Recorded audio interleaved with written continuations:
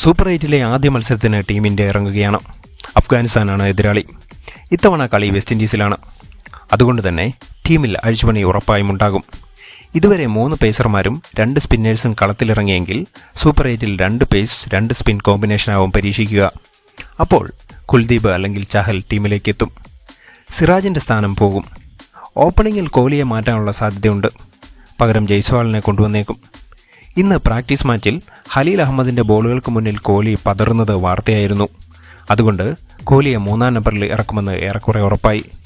മറ്റൊരു മാറ്റം സൂര്യകുമാർ യാദവിൻ്റെ കാര്യത്തിലാണ്. കഴിഞ്ഞ ദിവസം പരിശീലനത്തിൽ സൂര്യയ്ക്ക് പരിക്ക് പറ്റിയിരുന്നു. പരിക്ക് ഭേദമായില്ല എങ്കിൽ നാളെ കളത്തിലിറങ്ങുക പ്രയാസമായിരിക്കും. ആ സാഹചര്യത്തിൽ പകരം ആര് എന്ന ചോദ്യത്തിന് പ്രസക്തിയില്ലെങ്കിലും സഞ്ജുവിന് ഒരവസരം കിട്ടുമോ എന്ന് ഉറപ്പിച്ച് പറയാൻ കഴിയില്ല. കാരണം മുൻപിട്ട വീഡിയോകളിലെല്ലാം സഞ്ജു ഇറങ്ങുമെന്ന് പറഞ്ഞെങ്കിലും അത് സംഭവിച്ചില്ല. അതുകൊണ്ട് തന്നെ കൂടുതൽ തള്ളിമറിക്കുന്നില്ല.